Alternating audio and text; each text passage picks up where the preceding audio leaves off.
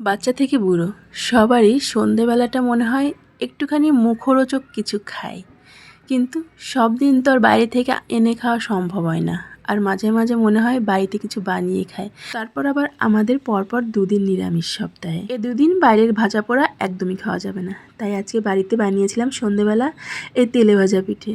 এটাকে মালপোয়াও বলে সবাই। আজকে আমি এই পিঠেটাকে রসে ভেজাবো না, শুকনোই খাওয়া হবে। তো চলো চটজলদি একবার রেসিপিটা শুনে নাও। দিয়েছিলাম কিছুটা ময়দা, সামান্য একটি চালের গুঁড়ো, কারণ বেশি চালের গুঁড়ো দিলে না শক্ত হয়ে যায়।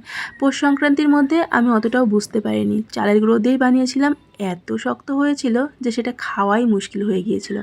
তার মধ্যে দিয়েছিলাম সুজি, দুধ আর স্বাদের জন্য তো চিনি দিতেই হবে।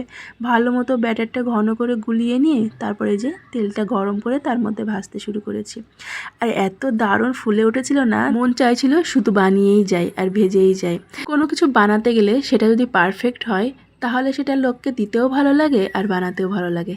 এই যে তোমাদের সঙ্গে গল্প করতে করতে আমার মালপোয়া ভাজা কমপ্লিট, আর প্রত্যেকটা মালপোয়াই সুন্দর হয়েছিল। একটা কথা তো ভুলেই গিয়েছি, সামান্য কিছু মৌরি ক্রাশ করে দিয়ে দিয়েছিলাম ব্যাটারের মধ্যে, ওই হাত দিয়ে একটু গুঁড়ো গুঁড়ো করে দিয়েছিলাম। এই ছিল আজকে আমার মালপোয়ার রেসিপি। তোমরাও কিন্তু বাড়িতে ঝটপট সন্ধ্যাবেলা বানিয়ে ফেলতে পারো, আর গরম গরম পরিবারের সবাইকে এটা সার্ভও করতে পারো।